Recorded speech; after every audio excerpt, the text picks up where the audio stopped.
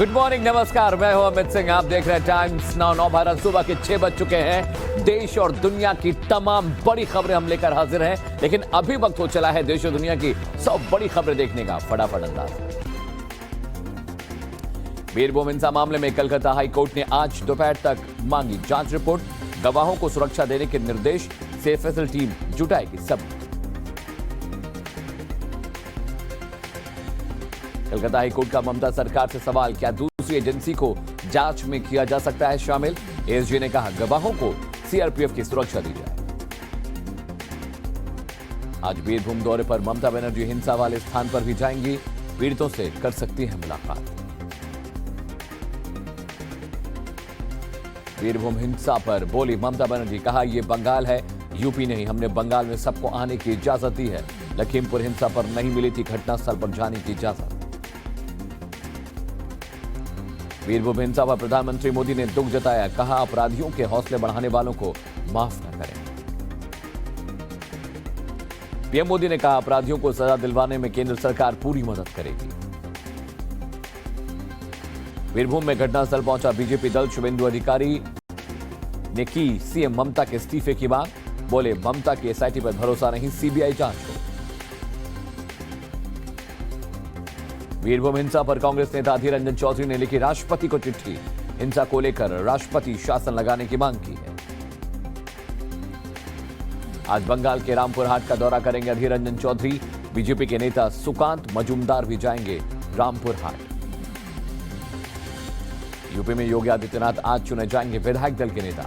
अमित शाह की मौजूदगी में होगी विधानमंडल दल की बैठक। रघुवर दास भी रहेंगे मौजूद। विधायक दल की बैठक से पहले योगी आदित्यनाथ करेंगे राज्यपाल आनंदीबेन पटेल से मुलाकात। मुलाकात कर बीजेपी की ओर से सरकार बनाने का दावा पेश करेंगे। बिहार में वीआईपी पार्टी के अध्यक्ष मुकेश सैनी को बड़ा झटका। वीआईपी के सभी 3 विधायक बीजेपी में हुए शामिल। वीआईपी के तीनों विधायकों का प्रदेश अध्यक्ष संजय जायसवाल ने किया पार्टी में स्वागत। मौके पर जायसवाल ने कहा इन्होंने घर वापसी की है। पार्टी के तीनों विधायकों के बीजेपी में शामिल होने से मुकेश सैनी पड़े अकेले। आज 10:30 बजे कार्यकर्ताओं से बातचीत के बाद करेंगे प्रेस कॉन्फ्रेंस। आगामी चुनाव को लेकर 26 मार्च को सोनिया गांधी ने बुलाई बैठक। कांग्रेस महासचिव और राज्य प्रभारियों के साथ कांग्रेस मुख्यालय में होगी बैठक। 25 मार्च को हरियाणा कांग्रेस के वरिष्ठ नेताओं के साथ राहुल गांधी की बैठक। भूपिंदर हुड्डा, रणदीप सुरजेवाला बैठक में शामिल होंगे। लोकसभा में आज सरकार पास कराएगी गिलोटिन। बीजेपी ने सभी सांसदों को लोकसभा में मौजूद रहने के लिए व्हिप जारी किया। शपथ के बाद हरिद्वार पहुंचे सीएम पुष्कर सिंह धामी। हर की पौड़ी पर किया गंगा पूजन। साथ ही सीएम धामी ने राज्य हित में फैसले देने का भरोसा दिलाया। पुष्कर धामी के साथ 8 मंत्रियों ने ली शपथ। आज सीएम धामी ने बुलाई कैबिनेट की पहली बैठक। आज पीएम मोदी से मुलाकात करेंगे सीएम भगवंत मान। मुख्यमंत्री बनने के बाद पहली बार होगी पीएम मोदी से शिष्टाचार मुलाकात। आज प्रधानमंत्री नरेंद्र मोदी से मुलाकात करेंगे केरल के सीएम पिनराई विजयन। आज गुजरात विधानसभा के चालू सत्र को संबोधित करेंगे राष्ट्रपति रामनाथ कोविंद। लोकतंत्र के इतिहास में पहली बार राष्ट्रपति करेंगे चालू सत्र को संबोधित। दिल्ली सीएम केजरीवाल की बीजेपी को चुनौती। कैंपेन चुनाव समय पर कराकर जीत कर दिखाओ, हमारे तो राजनीति छोड़ देंगे।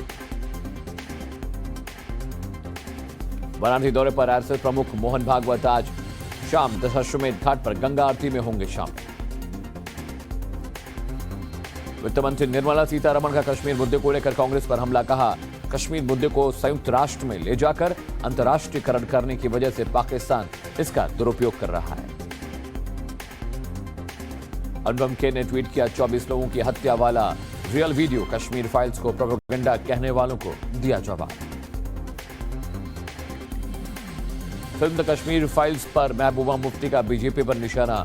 कहा मैंने नहीं देखी द कश्मीर फाइल्स, लेकिन मैंने छत्तीस सिंहपुरा और नदी मार्ग हत्याकांड देखा है। कश्मीरी पंडितों को लेकर केंद्र पर भड़की महबूबा मुफ्ती। बोली बीजेपी कश्मीरी पंडितों को हथियार बनाकर कर रही है सियासत। नासिक में द कश्मीर फाइल्स देखने गई महिलाओं से बदसलूकी, भगवा रंग की साड़ी पहनकर सिनेमा हॉल में आने को लेकर विवाद।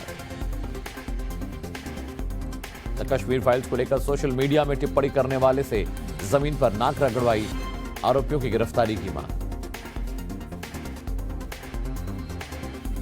पंचायत चुनाव में ओबीसी आरक्षण लागू करने की मांग को लेकर झारखंड में आज बंद का ऐलान। बड़ी संख्या में ग्रामीण इस बंद को लेकर सड़कों पर हो सकते हैं जमा। दिल्ली दंगा मामले में आरोपी उमर खालिद की जमानत पर फैसला आज। कड़कड़ुमा कोर्ट सुनाएगा फैसला। दिल्ली दंगा मामले में आज कोर्ट में सुनवाई। 2020 में दिल्ली के नॉर्थ ईस्ट इलाके में दो समुदायों के बीच हिंसा हुई थी। महाराष्ट्र में नेताओं और उनके परिजनों के खिलाफ जांच और कार्रवाई का सिलसिला जारी। भूमि घोटाले मामले में मुंबई पुलिस ने किरीट सोमैया के बेटे को लेकर जांच पड़ताल की। आज गिरफ्तारी से अंतरिम सुरक्षा को लेकर मुंबई के पूर्व कमिश्नर परमवीर सिंह की याचिका पर कोर्ट में सुनवाई होनी है। दिल्ली में जम्मू कश्मीर की आईडी पर नहीं मिली होटल में जगह। होटल स्टाफ ने कहा, हमने पुलिस की तरफ से मिले हैं निर्देश। श्रीनगर के रैनावाड़ी इलाके में ग्रेनेड हमला। आतंकियों ने सुरक्षा बलों पर ग्रेनेड फेंका। हमले में कोई नुकसान नहीं। श्रीनगर पुलिस ने ग्रेनेड फेंकने वाले मॉड्यूल का किया भंडाफोड़। 4 हैंड ग्रेनेड के साथ आतंकियों के 4 साथी गिरफ्तार किए गए। झारखंड के चाईबासा में जंगलों से 6 आईईडी बरामद। सूचना के आधार पर पुलिस ने की थी छानबीन। हलमद और रोहतक के जंगलों में छानबीन जारी है। कर्नाटक के कई शहरों में मंदिरों में लगने वाले मेलों में एक समुदाय की दुकानों पर बैन। अज्ञात लोगों ने लगाए बैनर। कर्नाटक के मुल्की में भी मंदिरों के अंदर लगने वाले विशेष समुदाय की दुकानों पर बैन। कई दुकानों पर लगाए गए बैन के पोस्टर। जयपुर में रोडवेज बस के अंदर महिला कंडक्टर ने की युवक की चप्पलों से पिटाई। शराब के नशे में महिला से बदतमीजी कर रहा था युवक। घटना का वीडियो वायरल। राजस्थान के भीलवाड़ा में पुलिस और ग्रामीणों के बीच झड़प। जमीनों की नीलामी को लेकर विरोध में ग्रामीणों ने पुलिस पर की पत्थरबाजी। 10 पुलिसकर्मी जख्मी। हैदराबाद के बोईगुड़ा इलाके में बड़ा हादसा। आग लगने से 11 प्रवासी मजदूरों की मौत। पीएम मोदी ने किया 2 लाख रुपए की मुआवजे का ऐलान। झारखंड के धनबाद में स्कूल में छात्र की हत्या। क्लासमेट से मारपीट के दौरान गंभीर रूप से घायल होने के बाद छात्र की मौत।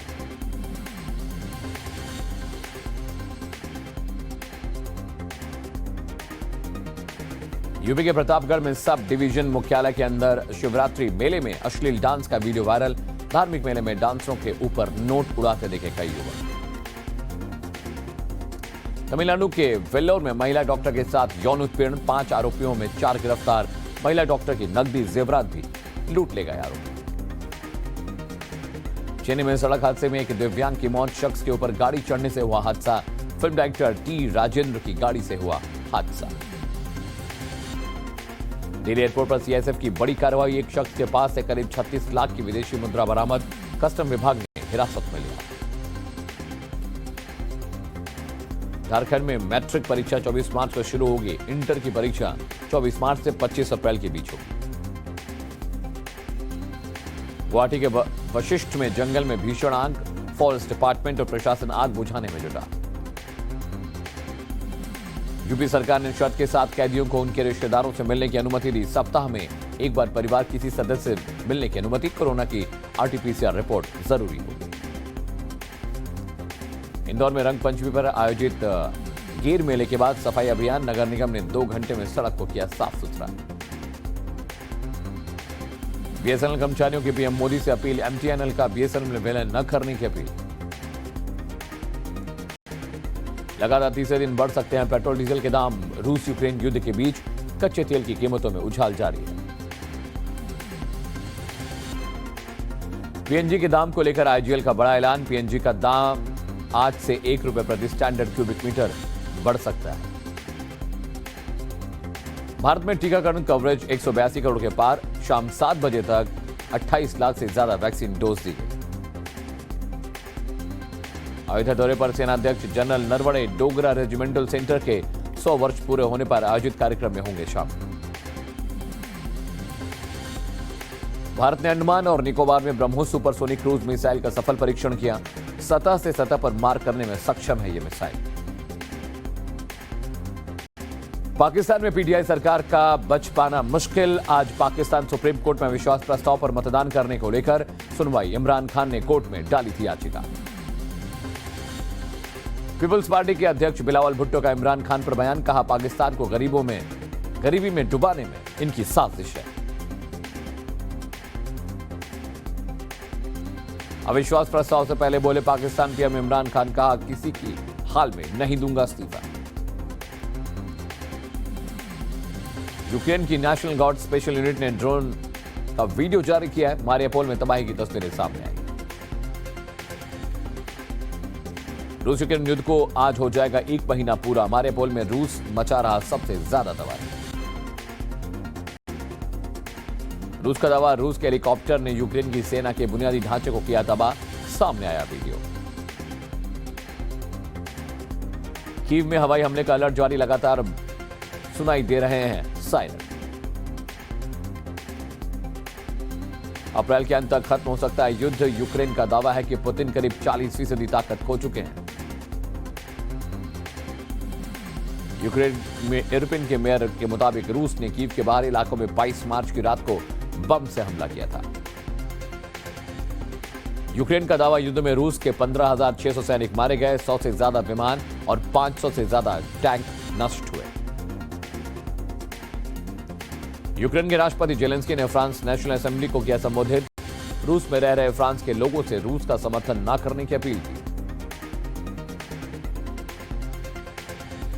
यूक्रेन में नागरिकों पर हमले को सही ठहराने में जुटा रूस। एक रूसी राजनयिक ने यूएनजी में कहा, यूक्रेनी सैनिक नागरिकों के बीच छुपकर हमला कर रहे हैं।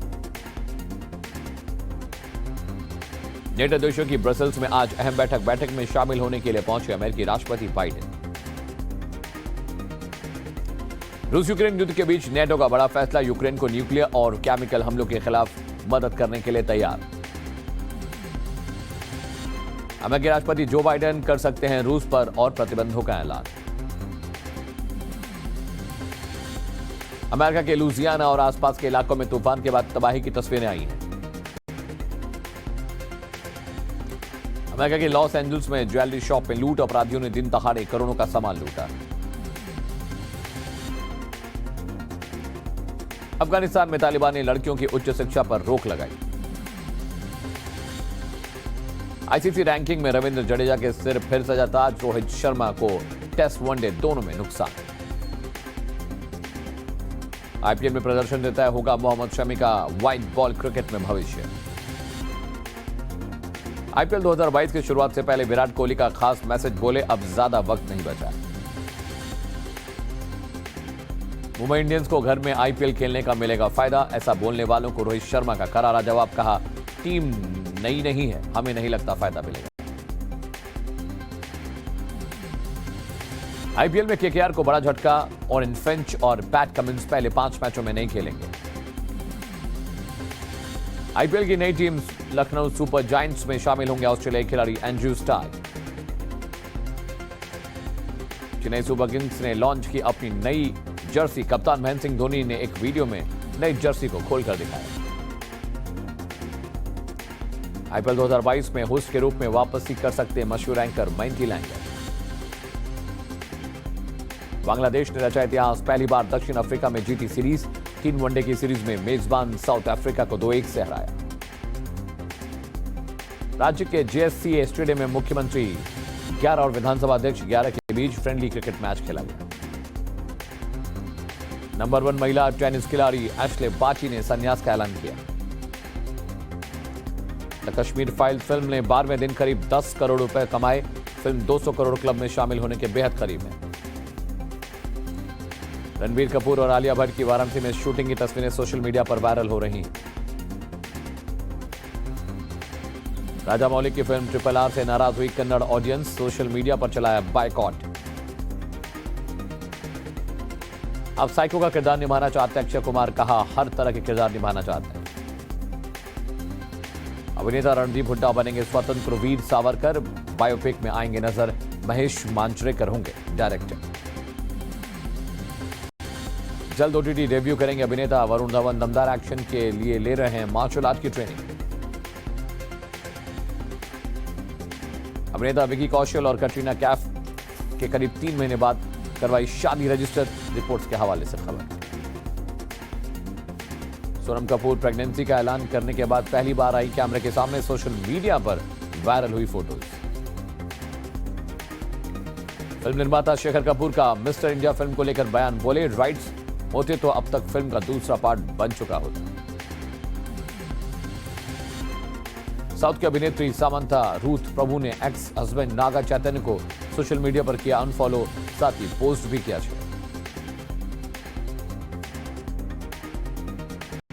कमाल आर खान की रणबीर आलिया की फिल्म को लेकर भविष्यवाणी, रिलीज से पहले ही ब्रह्मास्त्र को बताया फ्लॉप। अमेरिकी सिंगर माइली साइरस के प्लेन की हुई इमरजेंसी लैंडिंग, पराग्वे जाते वक्त फ्लाइट पर आसमानी बिजली गिरने के बाद लैंडिंग हुई।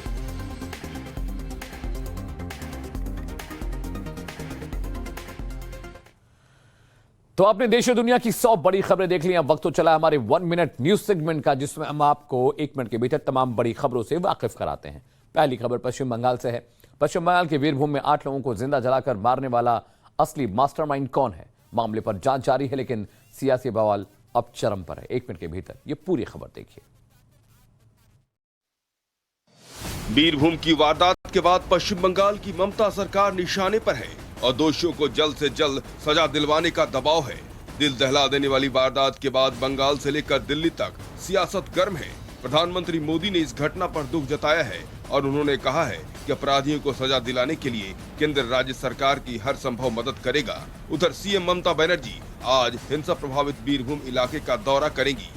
तो हिंसा मामले में हाई कोर्ट ने ममता सरकार से 24 घंटे में रिपोर्ट मांगी है और गवाहों की सुरक्षा का आदेश भी दिया है। बीजेपी की बनाई गई जांच कमेटी ने हिंसा प्रभावित इलाके का दौरा किया। ममता बनर्जी एसआईटी की रिपोर्ट का इंतजार कर रही हैं, लेकिन बीजेपी विधायक शुभेंदु अधिकारी ने कहा कि उन्हें ममता की एसआईटी पर भरोसा नहीं है और सीबीआई जांच की मांग की है। इधर कांग्रेस पार्टी के नेता अधीर रंजन चौधरी ने राष्ट्रपति को चिट्ठी लिखकर संविधान के अनुच्छेद 355 को लागू करने का अनुरोध किया है। आपको बता दें कि कथित तौर पर टीएमसी नेता की हत्या के बाद कुछ लोगों ने करीब 1 दर्जन घरों को आग के हवाले कर दिया। और अगली खबर यूपी से। उत्तर प्रदेश में योगी सरकार 2.0 के नए मंत्रिमंडल की पूरी लिस्ट फाइनल है। आज औपचारिक तौर पर योगी आदित्यनाथ को विधायक दल का नेता चुना जाएगा। पूरी खबर 1 मिनट के भीतर देखिए।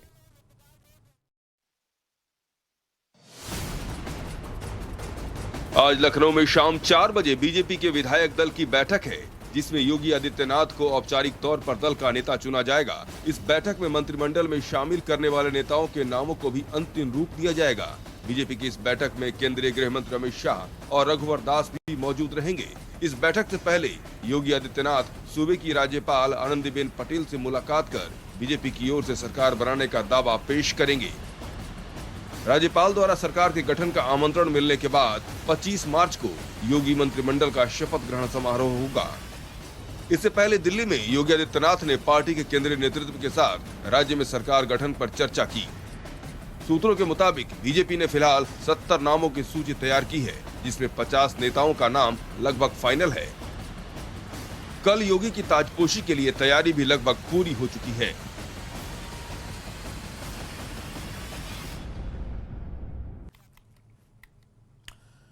और वित्त मंत्री निर्मला सीतारमण ने पूर्व प्रधानमंत्री जवाहरलाल नेहरू पर कश्मीर के मसले को अंतर्राष्ट्रीयकरण का आरोप लगाया। उन्होंने सवाल किया कि तत्कालीन पीएम इस मुद्दे को संयुक्त राष्ट्र में लेकर क्यों गए। ये रिपोर्ट देखिए। जम्मू कश्मीर मसले पर वित्त मंत्री निर्मला सीतारमण राज्यसभा में खूब गरजी। उन्होंने भारत के पहले प्रधानमंत्री जवाहरलाल नेहरू पर कश्मीर मुद्दे को संयुक्त राष्ट्र में ले जाकर अंतर्राष्ट्रीयकरण करने का आरोप लगाया। उन्होंने कहा कि इस मुद्दे को वैश्विक मंच पर नहीं ले जाना चाहिए था, क्योंकि ये एक भारत का अंदरूनी मामला था। राज्यसभा में वित्त मंत्री निर्मला सीतारमण ने 2022-23 जम्मू कश्मीर के बजट पर हुई चर्चा का जवाब देते हुए ये बातें कही। आपको बता दें कि पूर्व पीएम नेहरू ने भारत पाकिस्तान के बीच पहली जंग के बाद दायर याचिका के माध्यम से संयुक्त राष्ट्र सुरक्षा परिषद में अपील की थी। इस याचिका के आधार पर सुरक्षा परिषद ने दोनों देशों के बीच मध्यस्थता के लिए भारत और पाकिस्तान के लिए संयुक्त राष्ट्र आयोग बनाया था। निर्मला सीतारमण ने आगे कश्मीर को भारत का अभिन्न अंग बताते हुए कहा, ये एक ऐसा मुद्दा है जिसे वैश्विक मंच पर नहीं ले जाना चाहिए था। ये भारत का मसला है और हम इसे संभाल सकते थे।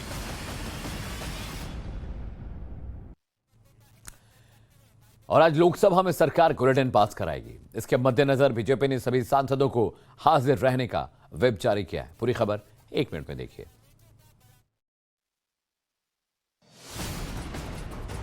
आज लोकसभा में बीजेपी के सभी सांसदों की मौजूदगी जरूरी है। पार्टी के सभी बीजेपी सांसदों को व्हिप जारी कर मौजूदगी दर्ज करवाने को कहा गया है। आज लोकसभा में सरकार गिलोटिन लेकर आएगी और इसे संसद से पास करवाएगी।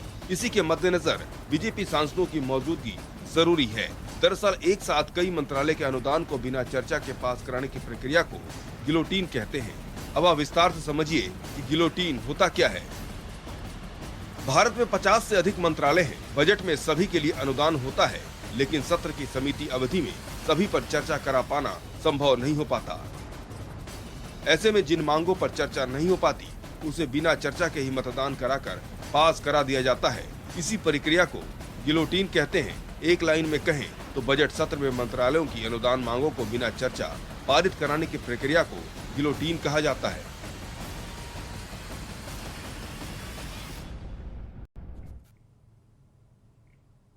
और अब बात उत्तराखंड की। पिछले 20 साल का इतिहास बदला और पुष्कर सिंह धामी उत्तराखंड में लगातार दूसरी बार मुख्यमंत्री बन गए। आज सीएम पुष्कर सिंह धामी ने अपनी कैबिनेट की पहली बैठक बुलाई है। पूरा कार्यक्रम 1 मिनट के भीतर समझिए। उत्तराखंड में बड़ी जीत और रिकॉर्ड दर्ज कराने के बाद बीजेपी नेता पुष्कर सिंह धामी दूसरी बार सूबे के मुख्यमंत्री बन गए तो शपथ ग्रहण के बाद सबसे पहले हर की पौड़ी पहुंचे, जहां उन्होंने गंगा पूजन के बाद गंगा आरती की और राज्य की प्रगति को लेकर आशीर्वाद लिया।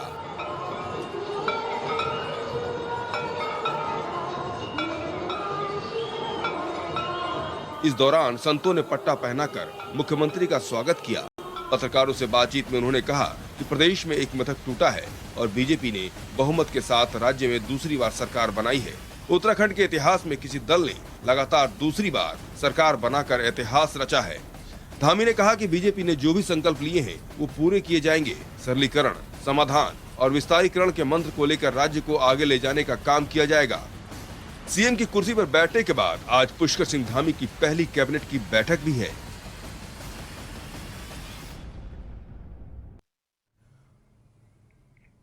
और झारखंड में एक बार फिर पिछड़ा वर्ग को आबादी के मुताबिक आंदोलन की जोरदार तैयारी है। इसके मद्देनजर आज झारखंड बंद का ऐलान किया गया है। पूरी खबर 1 मिनट के भीतर देखिए।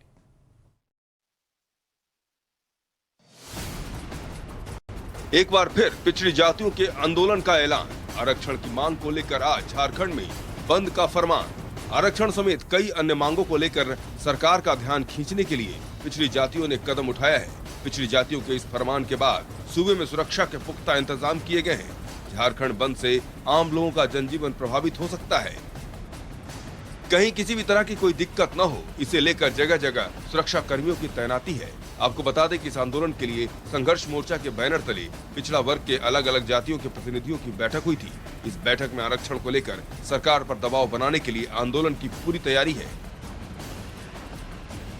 आज झारखंड बंद को सफल बनाने के बाद ये मोर्चा पिछड़ों को जागरूक करने के लिए जागरूकता रथ निकालने का भी प्लान है।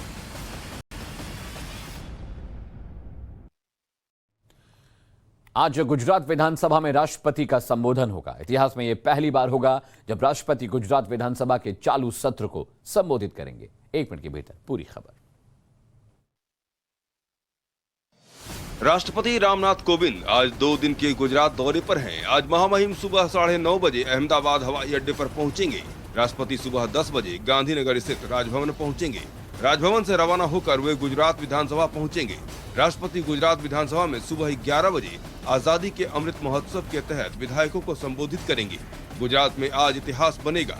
राष्ट्रपति कोविंद गुजरात में पहली बार विधानसभा में विधायकों को संबोधित करेंगे। 1 घंटे के संबोधन के बाद वे राजभवन जाएंगे। इन दिनों गुजरात विधानसभा का बजट सत्र जारी है। राजभवन में रात्रि विश्राम के बाद राष्ट्रपति कल सुबह 9 बजे जामनगर हवाई अड्डे पर पहुंचेंगे। यहाँ से वे INS बालसूरा स्टेशन जाएंगे। वे INS बालसूरा को प्रेसिडेंट कलर्स का सर्वोच्च सम्मान प्रदान करेंगे।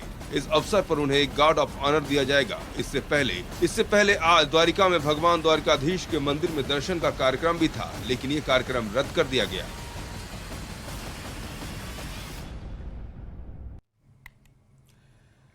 फिल्म द कश्मीर फाइल्स को लेकर देश भर में खूब चर्चा है, खूब तारीफें भी मिल रही हैं, तो इस प्रोपेगेंडा भी करार दे रहे हैं कुछ लोग। एक बार फिर से अभिनेता अनुपम खेर ने प्रोपेगेंडा कहने वालों को जवाब दिया है। कैसे, एक मिनट के भीतर इस रिपोर्ट में देखिए। फिल्म द कश्मीर फाइल्स को प्रोपेगेंडा कहने वालों को अभिनेता अनुपम खेर ने तगड़ा जवाब दिया है। अनुपम खेर ने सोशल मीडिया पर 19 साल पहले कश्मीर में हुई 24 लोगों की हत्या की दर्दनाक घटना का एक न्यूज क्लिप शेयर किया। इस क्लिप में बताया जा रहा है कि संदिग्ध आतंकवादी आर्मी की वर्दी में पहुंचे थे, जिन्होंने 24 हिंदुओं को घर से जबरन बाहर निकालकर लाइन में खड़े करके गोलियों से भून डाला। इस घटना को माइनॉरिटी पर सबसे बड़ा टेररिस्ट अटैक भी बताया जा रहा है। इस वीडियो में भी बताया गया है कि इस घटना में 2 बच्चे, 11 पुरुष और 11 महिलाओं की जान चली गई थी। ये घटना हूबहू वैसी ही है जो फिल्म द कश्मीर फाइल्स में दिखाई गई है। वीडियो में अपनों की मौत के बाद उनके घर वाले और अपने खूब रोते बिलखते बदहवास नजर आ रहे हैं। उधर इस फिल्म को लेकर PDP नेता महबूबा मुफ्ती ने बीजेपी को घेरा है और कहा है कि बीजेपी क्या जाने कि कश्मीरी पंडित क्या होता है। ये उनके दुख को हथियार बनाकर इस्तेमाल करना चाहते हैं और नफरत फैलाना चाहते हैं। फिल्म द कश्मीर फाइल्स पर सोशल मीडिया में नेगेटिव टिप्पणी करने पर एक शख्स को नाक रगड़वाई गई। इसके बाद इस मामले ने तूल पकड़ लिया और आरोपियों की गिरफ्तारी की मांग की जा रही है। पूरा मामला 1 मिनट के भीतर समझिए। फिल्म द कश्मीर फाइल्स को खूब चर्चा मिल रही है, तो प्रशासन के लिए मुश्किलें भी बढ़ती जा रही है। सोशल मीडिया पर फिल्म को लेकर नेगेटिव टिप्पणी राजस्थान के अलवर में एक शख्स को महंगा पड़ गया। कुछ लोगों को फिल्म के बारे में नेगेटिव टिप्पणी करना इतना नागवार गुजरा कि उन्होंने सजा के तौर पर शख्स की नाक रगड़वाई और माफी मांगने को कहा गया। अब इस मामले ने काफी तूल पकड़ लिया है। ये मामला सामने आने पर संगठन भीम आर्मी के कार्यकर्ताओं ने पुलिस अधीक्षक से मुलाकात करके 24 घंटे में आरोपियों की गिरफ्तारी की मांग को लेकर ज्ञापन सौंपा है। इस मामले पर अलवर के SP ने कहा कि ये एक गंभीर मुद्दा है, इसलिए उन्होंने स्थानीय लोगों से बात की है। सर्किल ऑफिसर ने कुछ लोगों को राउंड अप किया और पूछताछ की जा रही है। इस तरह के कृत्य एक लोकतांत्रिक देश में सहनीय नहीं है। हर किसी के पास सोशल मीडिया पर अपने मन की बात कहने का अधिकार है।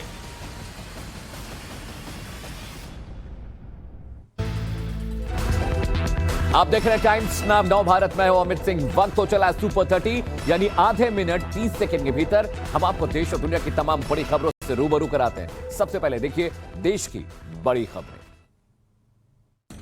पश्चिम बंगाल के बीरभूम हिंसा मामले में हाईकोर्ट ने ममता सरकार से 24 घंटे में रिपोर्ट मांगी है। इसके साथ ही कोर्ट ने ममता सरकार को आदेश दिया है कि गवाहों की सुरक्षा सुनिश्चित की जाए। वहीं बीरभूम हिंसा को लेकर सीएम ममता बनर्जी आज बीरभूम जिले का दौरा करेंगी। ममता उस जगह भी जाएंगी जहां हिंसा हुई थी। ममता हिंसा के पीड़ितों से भी मुलाकात कर सकती है। इसके साथ ममता प्रशासनिक अधिकारियों के साथ बैठक कर जांच का अपडेट भी लेंगी। दरअसल सोमवार को बीरभूम में कुछ मकानों में आग लगा दी गई थी, जिसमें 8 लोगों की जिंदा जलकर मौत हो गई थी। बीरभूम हिंसा में मारे गए लोगों पर पीएम मोदी ने गहरा दुख जताया है। पीएम मोदी ने कहा कि वो आशा करते हैं कि राज्य सरकार ऐसे जघन्य पाप को करने वालों को जरूर सजा दिलवाएगी। पीएम मोदी ने ये भी कहा कि केंद्र सरकार की तरफ से बंगाल सरकार को इस बात के लिए आश्वस्त करता हूँ कि अपराधियों को जल्द से जल्द सजा दिलवाने में जो भी मदद होगी उसे मुहैया कराया जाएगा। वहीं बीरभूम हिंसा पर कांग्रेस नेता अधीर रंजन चौधरी ने बंगाल में राष्ट्रपति शासन की मांग की है। लोकसभा में सरकार आज गिलोटिन पास कराएगी। इसके लिए बीजेपी ने अपने सभी सांसदों को लोकसभा में मौजूद रहने के लिए व्हिप जारी किया है। सरकार लोकसभा में गिलोटिन पास कराकर एक साथ कई मंत्रालय के लिए अनुदान को बिना चर्चा पास कराने की प्रक्रिया को पूरी करेगी। दरअसल सरकार संसद में गिलोटिन प्रक्रिया को तब अपनाती है जब सत्र की अवधि सीमित होती है और मंत्रालयों के बजट के लिए अनुदान पर चर्चा कर पाना संभव नहीं हो पाता है। तो ऐसे में जिन मांगों पर चर्चा नहीं हो पाती है उसे बिना चर्चा के ही मतदान कराकर पास कर दिया जाता है। इसी प्रक्रिया को गिलोटिन कहते हैं। दिल्ली एनसीआर में पेट्रोल डीजल के बाद लोगों को अब पीएनजी और सीएनजी गैस के लिए अधिक कीमत चुकानी पड़ेगी। घरेलू पीएनजी की कीमत में 1 रुपए प्रति SCM की वृद्धि की गई है। वहीं दिल्ली में सीएनजी में 50 पैसे की बढ़ोतरी की गई है। सीएनजी और पीएनजी गैस के बढ़े हुए दाम आज से लागू हो गए हैं। पीएनजी की कीमतों में इजाफा होने के बाद अब दिल्ली में पीएनजी गैस 36.61 रुपए से बढ़कर 37.61 रुपए प्रति SCM हो गई है। वहीं दिल्ली में सीएनजी 59 रुपए 51 पैसे हो गया है। इसी तरह एनसीआर में भी दाम बढ़े हैं। भारत ने अंडमान और निकोबार में सतह से सतह पर मार करने वाली ब्रह्मोस सुपरसोनिक क्रूज मिसाइल का सफल परीक्षण किया है। रक्षा अधिकारी के मुताबिक मिसाइल ने अपने लक्ष्य को सटीक तरीके से निशाना बनाया। इस मिसाइल परीक्षण को देखने के लिए air chief marshal VR Chaudhary और दूसरे रक्षा अधिकारी भी मौजूद थे। ब्रह्मोस सुपरसोनिक क्रूज मिसाइल की रेंज को हाल में बढ़ाकर 500 किलोमीटर करने में कामयाबी मिली थी। सिर्फ सॉफ्टवेयर को अपग्रेड करने से ऐसा संभव हुआ था। सॉफ्टवेयर अपग्रेड करने से अब इस मिसाइल की क्षमता को 800 किलोमीटर तक करने में कामयाबी मिली है। शपथ समारोह से पहले योगी आदित्यनाथ ने बुधवार को दिल्ली में बीजेपी अध्यक्ष JP नड्डा से मुलाकात की। इस दौरान योगी कैबिनेट पर फाइनल दौर का मंथन हुआ। वहीं लखनऊ में आज शाम 4 बजे बीजेपी विधानमंडल दल की बैठक है, जिसमें केंद्रीय पर्यवेक्षक गृह मंत्री अमित शाह और सह पर्यवेक्षक रघुवर दास मौजूद रहेंगे, जिसमें औपचारिक तौर पर योगी आदित्यनाथ का यूपी CM के नाम का ऐलान होगा। बैठक से पहले योगी आदित्यनाथ राज्यपाल आनंदीबेन पटेल से मुलाकात कर सरकार बनाने का दावा पेश करेंगे, जिसके बाद 25 मार्च को योगी सरकार का शपथ समारोह होगा। उत्तराखंड के मुख्यमंत्री पद की शपथ लेने के बाद CM पुष्कर सिंह धामी हरिद्वार पहुंचे और हर की पौड़ी पर गंगा पूजन किया। वहीं CM धामी दूसरी बार मुख्यमंत्री बनते ही आज अपनी कैबिनेट की पहली बैठक भी बुलाई है। सूत्रों के मुताबिक इस बैठक में कॉमन सिविल कोड का प्रस्ताव लाया जा सकता है। बैठक में से लेकर हाई पावर कमेटी बनाए जाने की कवायद भी की जा सकती है। वहीं कैबिनेट बैठक में विधानसभा सेशन बुलाने पर भी मुहर लगाई जा सकती है। नई विधानसभा का पहला सत्र 27, 28 और 29 मार्च यानी 3 दिनों का हो सकता है। दिल्ली नगर निगम एकीकरण पर मुख्यमंत्री अरविंद केजरीवाल ने बीजेपी को खुली चुनौती दी है। केजरीवाल ने कहा कि हिम्मत है तो MCD के चुनाव टाइम पर कराकर दिखाओ और जीत कर दिखा दो, हम राजनीति छोड़ देंगे। इतना ही नहीं, केजरीवाल ने बीजेपी पर हमला बोलते हुए कहा कि केंद्र की भारतीय जनता पार्टी सरकार दिल्ली में नगर निगम के चुनाव टलवा रही है। केजरीवाल ने कहा कि इस बार MCD में बीजेपी का सफाया होने वाला था और अपनी हार से बचने के लिए बीजेपी MCD चुनाव टलवा रही है। बिहार में बड़ा सियासी उलटफेर हुआ है। बीजेपी से पंगा लेना विकासशील इंसान पार्टी यानी VIP के अध्यक्ष मुकेश सहनी को भारी पड़ गया। सहनी की पार्टी के 3 विधायक राजू सिंह, सुवर्णा सिंह और मिश्री लाल यादव ने बीजेपी को ज्वाइन कर लिया है। मुकेश सहनी पहले NDA का हिस्सा थे, लेकिन उनकी तकरार बीजेपी से बढ़ती जा रही थी। पहले यूपी में विधानसभा में बीजेपी को नुकसान पहुंचाने की कोशिश, इसके बाद बिहार की बोचहा उपचुनाव में बीजेपी के खिलाफ अपना उम्मीदवार खड़ा कर दिया। तकरार का अंजाम ये हुआ कि अब सहनी की पार्टी VIP के 3 विधायकों ने बीजेपी का दामन थाम लिया। कांग्रेस अध्यक्ष सोनिया गांधी ने 26 मार्च को पार्टी के सभी महासचिवों और प्रदेश प्रभारियों की अहम बैठक बुलाई है। ये बैठक 26 मार्च को सुबह 11 बजे कांग्रेस मुख्यालय में होगी। सूत्रों के मुताबिक हिमाचल और गुजरात में होने वाले आगामी विधानसभा चुनाव पर फोकस के लिए ये अहम बैठक बुलाई गई है। इस बैठक में कई अहम और बड़े फैसले लिए जा सकते हैं। 5 राज्यों में मिली हार को लेकर हाल ही में G23 के नेता गुलाम नबी आजाद ने सोनिया गांधी से मुलाकात की थी, जिसके बाद कयास लगाए जा रहे हैं कि कांग्रेस अध्यक्ष कुछ बड़ा फैसला ले सकती है और इस बैठक को लेकर संभावना और बढ़ गई है। राज्यसभा में जम्मू कश्मीर के बजट पर चर्चा करते हुए वित्त मंत्री निर्मला सीतारमन ने कश्मीर मुद्दे पर कांग्रेस पर जमकर हमला बोला। सीतारमन ने कांग्रेस पर आरोप लगाते हुए कहा कि देश के पहले प्रधानमंत्री पंडित जवाहरलाल नेहरू ने कश्मीर मुद्दे को संयुक्त राष्ट्र में ले जाकर इसका अंतर्राष्ट्रीयकरण किया, जिसकी वजह से पड़ोसी मुल्क पाकिस्तान इसका दुरुपयोग कर रहा है, जिसके लिए जिम्मेदार कांग्रेस है। सीतारमन ने ये भी कहा कि अगर कश्मीर के मुद्दे को अंतर्राष्ट्रीय मंच पर नहीं ले जाया गया होता तो आज इसकी तस्वीर अलग ही होती। लोकतंत्र के इतिहास में ये पहली बार होगा जब राष्ट्रपति गुजरात विधानसभा के चालू सत्र को संबोधित करेंगे। गुजरात सरकार की ओर से इसकी पुष्टि की गई है। राज्य सरकार के मुताबिक देश के राष्ट्रपति रामनाथ कोविंद आज से 2 दिन के दौरे पर गुजरात में रहेंगे। इस दौरान राष्ट्रपति आजादी की 75वीं वर्षगांठ पर गुजरात विधानसभा के चालू सत्र को सुबह 11 से 12 बजे तक संबोधित करेंगे। राष्ट्रपति अपने संबोधन में लोकतंत्र, संविधान, नैतिक मूल्यों का जिक्र करते हुए विधानसभा के सदस्यों को संबोधित करेंगे। राजस्थान के भीलवाड़ा में जमकर बवाल हुआ है। दरअसल भीलवाड़ा में जमीनों की नीलामी को लेकर प्रशासन और ग्रामीण आमने सामने आ गए।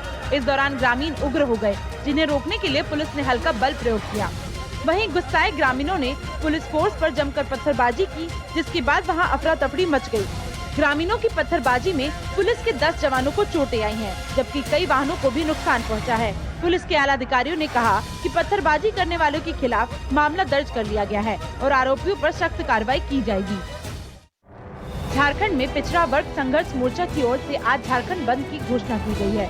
पिछड़ा वर्ग संघर्ष मोर्चा झारखंड पंचायत चुनाव में ओबीसी आरक्षण लागू करने की मांग कर रहा है और इसे ही लेकर बंद का ऐलान किया गया है। माना जा रहा है कि अपनी मांगों और बंद को सफल बनाने को लेकर बड़ी संख्या में ग्रामीण सड़क पर उतर सकते हैं। ऐसे में यातायात सेवाएं झारखंड के सभी जिलों में बाधित हो सकती है। पिछड़ा वर्ग संघर्ष मोर्चा ने ये भी ऐलान किया है कि मांगे नहीं मांगी गई तो आंदोलन जारी रहेगा। एक तरफ आज झारखंड में बंद बुलाया गया है, तो वहीं आज से झारखंड में 10वीं और 12वीं की परीक्षाएं भी शुरू हो रही हैं। ये परीक्षाएं 25 अप्रैल तक चलेगी। आज से शुरू हो रहे 10वीं और 12वीं की परीक्षाएं 2 पालियों में आयोजित की गई है, जिसमें 6 लाख से ज्यादा छात्र शामिल होंगे। 10वीं में जहां 3,99,000 छात्र छात्राएं एग्जाम देंगे, तो वहीं 12वीं में 2,81,436 विद्यार्थी परीक्षा में शामिल होंगे। एग्जाम को सफल बनाने के लिए राज्य भर में 1256 सेंटर 12वीं के लिए और 680 केंद्र 10वीं के लिए बनाए गए हैं। झारखंड में धनबाद जिले के सिंदरी डिनोबली स्कूल में 10वीं के एक छात्र की पीट कर हत्या करने का सनसनीखेज मामला सामने आया है। मृतक छात्र का नाम अश्मित आकाश है। घटना का सीसीटीवी फुटेज भी सामने आया है, जहां क्लास में कुछ छात्र किसी बात को लेकर छात्र अश्मित आकाश की बेरहमी से पिटाई करते दिख रहे हैं। स्कूल प्रबंधन ने छात्र को बेहोशी की हालत में अस्पताल पहुंचाया, जहां डॉक्टरों ने उसे मृत घोषित कर दिया। पुलिस मामला दर्ज कर पूरे मामले की जांच में जुट गई है, ताकि असल वजहों का पता लगाया जा सके। झारखंड में चाईबासा के नक्सली इलाके से पुलिस ने 6 आईईडी बम बरामद किए हैं। पुलिस को ये 6 आईईडी बम हलमत और रोंगतो के जंगलों से बरामद हुए हैं। पुलिस को मुखबिरों से सूचना मिली थी कि जंगल में नक्सलियों ने भारी मात्रा में विस्फोटक छिपाकर रखा है। सूचना के बाद पुलिस ने बड़े पैमाने पर तलाशी अभियान चलाया, जिसमें ये 6 आईईडी बम बरामद हुए। इसके बाद पुलिस ने बम निरोधक दस्ते को मौके पर बुलाकर आईईडी बम को डिफ्यूज कराया। पुलिस अब नक्सलियों की धरपकड़ में जुटी है। जयपुर में रोडवेज बस में एक युवक की महिला कंडक्टर ने जमकर पिटाई कर दी। बताया जा रहा है कि युवक शराब के नशे में बस में चढ़ा था। जब महिला कंडक्टर ने युवक से टिकट का पैसा मांगा, तो युवक उससे बदतमीजी करने लगा। इस बुरे बर्ताव से गुस्साई महिला कंडक्टर ने युवक की चप्पल से पिटाई कर दी और फिर उसे बस से नीचे उतार दिया। जब पिटाई हो रही थी, तो उस वक्त बस में मौजूद लोगों ने युवक की पिटाई का वीडियो अपने कैमरे में कैद कर लिया, जिसके बाद पिटाई का ये वीडियो अब जयपुर शहर में वायरल हो रहा है। चेन्नई के टी नगर में एक दर्दनाक हादसा सामने आया है। घटना सीसीटीवी में भी कैद हुई है। बताया जा रहा है कि अभिनेता शिंबू के पिता और निर्देशक टी राजेंद्र की कार के नीचे आने से एक शख्स की मौत हो गई। जिस शख्स की मौत हुई है वो दिव्यांग था। बीच सड़क में दिव्यांग के आने के बाद कार उसे कुचलते हुए आगे बढ़ गई। इस हादसे में दिव्यांग शख्स की मौके पर ही मौत हो गई। वहीं पुलिस मामला दर्ज कर पूरे मामले की छानबीन में जुटी है। रूस यूक्रेन जंग को लेकर नाटो देशों की ब्रसेल्स में आज अहम बैठक होने वाली है। नाटो देशों की ये बैठक दोपहर 12:30 बजे के करीब होगी। इस मीटिंग में रूस पर प्रतिबंध लगाने के अलावा यूक्रेन में शांति सेना भेजने पर भी फैसला हो सकता है। इस बैठक के लिए अमेरिकी राष्ट्रपति बाइडेन भी पहुंच चुके हैं। बाइडेन के यूरोप में सीधे दखल देने से रूस की बौखलाहट बढ़ सकती है। बाइडेन आज रूस पर कुछ और प्रतिबंधों का ऐलान भी कर सकते हैं। वहीं रूस और यूक्रेन के बीच 29 दिनों से जंग जारी है। पाकिस्तान में पीएम इमरान खान की कुर्सी खतरे में है, जिसे बचाने के लिए इमरान खान ने अब सुप्रीम कोर्ट का दरवाजा खटखटाया है। इमरान ने अपने बागी सांसदों को अविश्वास प्रस्ताव में मतदान करने से रोकने के लिए कोर्ट में याचिका दी है कि उन्होंने दल बदल कानून के तहत मतदान करने से रोका जाए, जिस पर पाक सुप्रीम कोर्ट में आज सुनवाई होगी। अगर फैसला इमरान खान के खिलाफ आया तो इमरान की कुर्सी जानी तय मानी जा रही है। विपक्षी दलों द्वारा लाए गए अविश्वास प्रस्ताव पर 27 मार्च को वोटिंग होनी है। पाकिस्तान में विपक्षी पार्टी के नेता बिलावल भुट्टो ने इमरान खान पर जमकर हमला बोला है। बिलावल ने कहा कि इमरान खान ने पाकिस्तान की आवाम को गरीबी में डुबो दिया है और इमरान ने ये सब एक सुनियोजित साजिश के तहत किया है। बिलावल ने कहा कि इमरान सरकार का हर नुमाइंदा करप्शन में लिप्त है। इतना ही नहीं, इमरान ने अंतर्राष्ट्रीय स्तर पर पाकिस्तान को बेहद कमजोर किया है। बिलावल ने इमरान पर आरोप लगाते हुए कहा कि इमरान ने कश्मीर मुद्दे पर पूरी तरह से फेल साबित हुए हैं। आईपीएल में रोहित शर्मा अपनी नई टीम के साथ टूर्नामेंट के नए सीजन में उतरने को तैयार है। आईपीएल शुरू होने से पहले रोहित ने वर्चुअल प्रेस कॉन्फ्रेंस करते हुए कई अहम बातें कही। रोहित ने कहा कि उनकी टीम में इस वक्त कुछ बेहतरीन मैच विनर मौजूद हैं, लेकिन वो कौन है उनके बारे में वो अभी खुलासा नहीं करेंगे। रोहित ने कहा कि आपको उन्हें टूर्नामेंट के दौरान देखने का मौका मिलेगा। रोहित के मैच विनर कौन है, इसे लेकर अब कयास लगाए जा रहे हैं। कोलकाता नाइट राइडर्स के लिए बड़ी खबर है। टीम के 2 प्रमुख ऑस्ट्रेलिया खिलाड़ी आईपीएल के पहले मैच के लिए उपलब्ध नहीं रहेंगे। टीम के मेंटर डेविड हसी के मुताबिक ऑस्ट्रेलिया के तेज गेंदबाज पैट कमिंस और बल्लेबाज आरोन फिंच की आईपीएल के पहले 5 मैचों में कमी खलेगी, क्योंकि वो अभी पाकिस्तान दौरे पर है और ऑस्ट्रेलिया की तरफ से मैच खेल रहे हैं। दोनों दिग्गज प्लेयरों का ये दौरा 5 अप्रैल को खत्म होगा, जिसके बाद वो आईपीएल में केकेआर टीम में शामिल हो सकेंगे। 26 मार्च को केकेआर की टीम चेन्नई सुपर किंग्स के खिलाफ लीग में अपना पहला मैच खेलेगी। फिल्म द कश्मीर फाइल्स को प्रोपेगेंडा फिल्म बताने वालों को अब अनुपम खेर ने पलटवार करते हुए एक वीडियो पोस्ट किया है, जिसमें 19 साल पहले कश्मीर में हुई 24 लोगों की हत्या का दर्दनाक घटना का एक न्यूज क्लिप है। इस क्लिप में बताया जा रहा है कि संदिग्ध आतंकवादी आर्मी की वर्दी में पहुंचे थे, जिन्होंने 24 हिंदुओं को घर से जबरन बाहर निकालकर लाइन में खड़े करके गोलियों से भून डाला था। अनुपम खेर ने अपनी पोस्ट में लिखा है कि जो लोग कश्मीर हिंदुओं के कत्लेआम पर टिप्पणी कर रहे हैं और फिल्म को प्रोपेगेंडा बता रहे हैं, वो ये वीडियो देख ले, असलियत पता चल जाएगी। अक्षय कुमार इन दिनों हाल ही में रिलीज हुई अपनी फिल्म बच्चन पांडे को लेकर चर्चा में बने हुए हैं। इस फिल्म में अक्षय ने एक गैंगस्टर का किरदार निभाया है। वैसे अक्षय अपनी फिल्मों में अलग अलग तरह के किरदार निभाने के लिए मशहूर रहे हैं। अब एक इंटरव्यू में अक्षय ने एक अलग तरह का ही किरदार निभाने की इच्छा जाहिर की है। अक्षय ने कहा कि वो एक साइको का किरदार निभाना चाहते हैं और उनकी दिली तमन्ना है कि वो किसी फिल्म में साइको के किरदार में नजर आए। इसके साथ ही वो कॉमिक रोल भी करते रहेंगे। सलमान खान को मुंबई के एक कोर्ट से बड़ा झटका लगा है। दरअसल उन्होंने कोर्ट में उनके पड़ोसी केतन आर कक्कर का मुंह बंद करने वाली याचिका दायर की थी, ताकि वो उनके खिलाफ सोशल मीडिया पर किसी भी तरह का कोई कंटेंट अपलोड या कमेंट ना कर सके। हालांकि कोर्ट ने लंबी सुनवाई के बाद सलमान खान की याचिका को खारिज कर दिया। केतन आर कक्कर सलमान खान पर यह आरोप लगाते रहे हैं कि सलमान अपने पनवेल स्थित फार्म हाउस पर लगातार नियमों का उल्लंघन करते हैं। सलमान खान का ये फार्म 100 एकड़ में फैला हुआ है, जो पनवेल रायगढ़ में स्थित है। और सुपर 13 ने आपने देश और दुनिया की तमाम बड़ी खबरें देख ली। बात करते हैं कश्मीर फाइल्स की। फिल्म कश्मीर फाइल्स को लेकर देश की सियासत 2 हिस्सों में बंट गई है। सबसे ज्यादा परेशानी उन स्थानीय पार्टियों के नेताओं को हो रही है जिनके दामन पर कश्मीरी पंडितों को दर्द देने के दाग लगे हैं। रिपोर्ट देखिए। अपना धर्म बदलो, भागो क्या मर जाओ। कश्मीर के मसले का एक ही हल, अल जिहाद। एक ही आवाज बुलंद होगी, बचाव बचाव कहेगा। आजादी तो शब्दनाद से, आजादी आजादी आजादी आजादी आजादी आजादी। ये लोग मुल्क को तोड़ना चाहते हैं। तकदीर वही बदल सकता है जिसके पास ये पावर है, पॉलिटिकल पावर। पॉलिटिक्स का बस एक ही अंत है, विनाश, मौत। मौत के डर से मैं भी कायर बन जाऊं। एक पाकिस्तान जिन्ना ने बनाया, ये कई पाकिस्तान बनाना चाहते हैं। द कश्मीर फाइल्स पर ये पीडीपी प्रमुख की बौखलाहट है, ये महबूबा मुफ्ती की छटपटाहट है, ये जम्मू कश्मीर की पूर्व मुख्यमंत्री की तिलमिलाहट है। एक कांग्रेस जमात ने 50 साल बड़े गलत काम भी किए होंगे, मैं नहीं कहती सब ठीक किया, मगर उन्होंने इस मुल्क को संभाल के रखा, हिंदू भाई को संभाल के रखा, मुसलमान को संभाल के रखा, मुल्क को तोड़ने नहीं दिया। ये लोग मुल्क को तोड़ना चाहते हैं। एक पाकिस्तान जिन्ना ने बनाया, ये कई पाकिस्तान बनाना चाहते हैं। हिंदू, मुसलमान, दलित, राजपूत, दलित, ब्राह्मण करना चाहते हैं। फिल्म में कश्मीरी पंडितों का सच सामने आया तो कश्मीर के सियासतदान बौखला गए। क्या महबूबा, क्या अब्दुल्ला, सभी अपना एजेंडा लेकर बिल से बाहर आ गए। फिल्म देखते हैं, वहाँ इनके गुंडे होते हैं, वो वहाँ मुसलमानों के खिलाफ नारा लगाते हैं, कश्मीरियों के खिलाफ नारा लगाते हैं। मुझे दुख है, ये क्या जाने कश्मीरी पंडित क्या होता है। ये तो उनके दुख को हथियार बना के इस्तेमाल करना चाहते हैं। आरोप लगते रहते, वो कह रहे कि आरोप लगते रहे, वो कह रहे कि आपके सीएम रहते ही शुरू हो गया था कत्लेआम। बिल्कुल वो कहते रहे।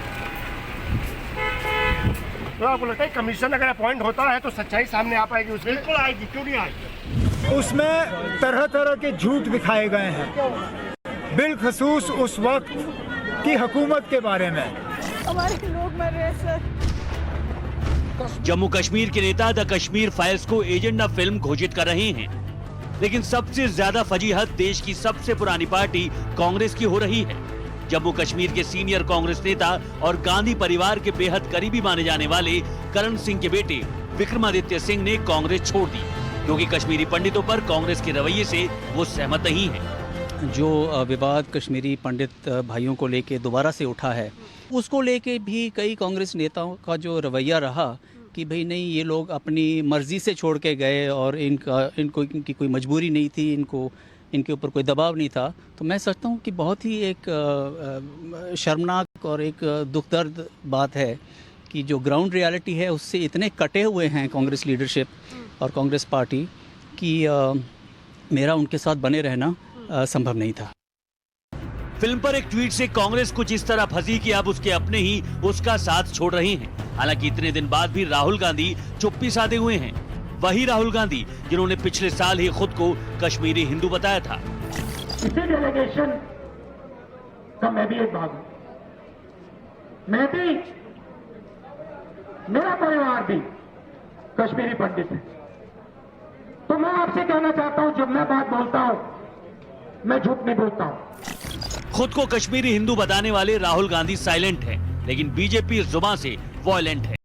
गोत्र बताकर, जनेऊ दिखाकर अपने को कश्मीरी पंडित बताते हैं, और मगर वो जिस राज्य से सांसद होते हैं वहां की इकाई लिखती है केवल 399 की डेथ हुई थी, इनके साथ तो कुछ खास हुआ ही नहीं था।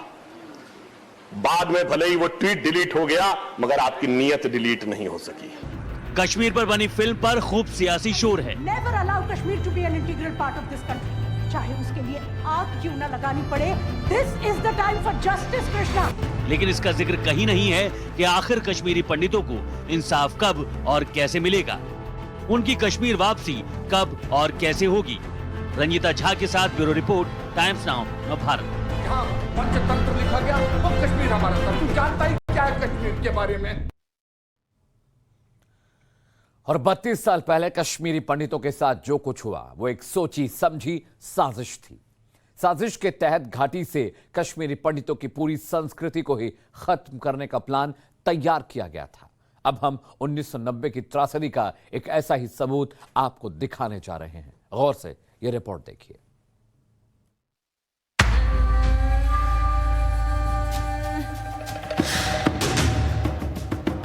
ये टूटा हुआ मंदिर कश्मीर की 1990 की त्रासदी का सबसे बड़ा सबूत है। ये मंदिर कश्मीर के श्रीनगर में है, जिसे 90 के दशक में उजाड़ दिया गया। मंदिर में मौजूद मूर्तियों के बाकी बचे निशान 90 के दशक की तबाही की गवाही दे रहे हैं। 90 के दशक में आतंकवादियों ने पहले तो कश्मीरी पंडितों का नरसंहार किया और उनकी आस्था पर प्रहार किया। मंदिरों को तोड़ दिया, हिंदू देवी देवताओं की मूर्तियों को खंडित कर दिया।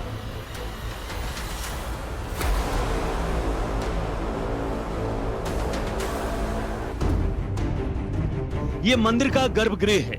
यहां बीचों बीच टूटा हुआ शिवलिंग दिखाई दे रहा है। 1990 से पहले यहां शिव की आराधना होती थी। कश्मीरी ब्राह्मण यहां पूजा पाठ किया करते थे। अब इसका हाल देख लीजिए। टूटी फूटी योनि बची है। शिवलिंग आतंकवादियों ने तोड़ दिया, पूरे मंदिर को तहस नहस कर दिया। एक बात बताऊं क्या, कोई भी रिलीजियस, अगर मंदिर को तोड़ो या मस्जिद को तोड़ो या कोई चीज तोड़ो, कोई भी रिलीजियस, आप तो खुदा के साथ और ईश्वर के साथ आप जंग कर रहे हो। और वो जो जब तोड़े गए वो मुझे याद है।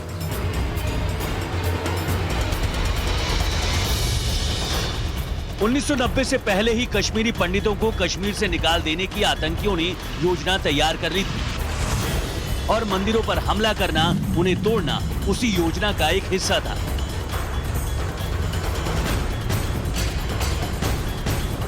इस मंदिर में कुछ मूर्तियां भी मौजूद थी जिनके अब सिर्फ निशान बाकी हैं।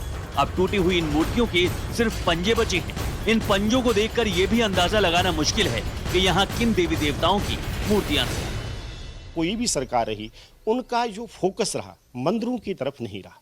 मैं एक मिसाल देता हूं आपको, जब कश्मीर से सारा हिंदू जेनोसाइड उन पर हो गया और हमको वहां से निकाल दिया गया, खदेड़ दिया गया, तो उसके बाद 1991 में हमने एक टाटा सोमो में खीर भवानी जाने का प्रण किया। इट वाज लाइक कि हम मौत के मुंह में जा रहे हैं। कश्मीरी पंडितों की कश्मीर में वापसी की बात देश का हर राजनीतिक दल करता है। कश्मीर के क्षेत्रीय दल पीडीपी और नेशनल कॉन्फ्रेंस तो ऐसा दावा करते हैं जैसे कि वो कश्मीर में सिर्फ कश्मीरी पंडितों का ही इंतजार कर रही हैं। लेकिन इस मंदिर की दशा कुछ और ही कहानी बयां करती है। श्रीनगर के इस मंदिर को करीब 32 साल पहले तोड़ा गया। तब से अब तक कई सरकारें आईं और चली गईं, लेकिन मंदिर के बारे में किसी ने बिल्कुल नहीं सोचा। आतंकवादियों ने मंदिर तोड़ा, वो उनका काम था, लेकिन किसी भी जनप्रतिनिधि ने मंदिर को फिर बनवाकर अपना काम नहीं किया। पलायन कर चुके पंडित भला किस तरह कश्मीर लौटेंगे? मंदिर के ऊपर आज तक किसी ने कोई पैसा खर्च नहीं किया, और जबकि सबसे बुरी हालत मंदिरों की ही है आज की डेट में। अगर हम वापस जाएंगे तो हम किस मंदिर में पूजा करेंगे? आप हमारे गांव की मंदिर की अगर आप शक्ल देखेंगे तो आज है ही नहीं कुछ उसमें। इवन की मूर्ति नहीं है, चार दीवारी भी नहीं है, कुछ भी नहीं है। हमारी सरकार से यही डिमांड है कि उन मंदिरों को भी रिपेयर किया जाए, रिनोवेट किया जाए सरकारी खर्चे पे। अगर आप मस्जिदों के लिए डोनेशन दे सकते हो, अगर आप मरगुजारों के लिए डोनेशन दे सकते हो, तो मंदिरों के लिए क्यों नहीं? कश्मीर में सैकड़ों की तादाद में मंदिरों को तोड़ा गया। सिर्फ पंडितों के मन में भय पैदा करने के लिए आतंकियों ने मंदिरों को तोड़ा। इसकी गवाही तो खुद मंदिर भी दे रहे हैं। ऐसा नहीं है कि मंदिरों को तोड़े जाने की बात सियासी गलियों तक नहीं पहुंची। साल 2012 में जम्मू कश्मीर की विधानसभा में भी आतंकवादियों द्वारा तोड़े गए मंदिरों का आंकड़ा पेश किया गया, लेकिन फिर भी मंदिरों को दोबारा बनाने की जिम्मेदारी किसी ने नहीं ली। 32 साल पहले तोड़े गए मंदिरों में अब तो उतनी भी जान नहीं बची कि उन्हें दोबारा खड़ा किया जा सके। एक मैसेज जानी चाहे, और मेजॉरिटी कम्युनिटी जो कश्मीर में है उनको भी सिद्दीक दिली से, यानी ये नहीं है कि हम टगा फरे कि आपने किया ये नहीं किया, उनको एक्सेप्ट करना चाहिए ट्रूथ। वो सब कुछ जानते हैं, उनको भी सामने आना चाहिए कि ये इनके यहाँ श्रद्धा के स्थल है, मंदिर है, इनके प्रोटेक्शन के लिए बिल आए और उनके रिनोवेशन में हाथ बटाए और उन मंदिरों का संरक्षण हो और कानूनी प्रोविजन में उस बिल को पारित सरकार करे। 1990 के दशक में कश्मीर के श्रीनगर में 57 मंदिरों को तोड़ दिया गया या नुकसान पहुंचाया गया। यह आंकड़ा 2012 में खुद जम्मू कश्मीर की सरकार ने दिया था। ये भी बताया था कि साउथ कश्मीर के अनंतनाग में भी करीब 56 मंदिरों का यही हाल किया था, जैसा कि आप श्रीनगर के इस शिव मंदिर को देख रहे हैं।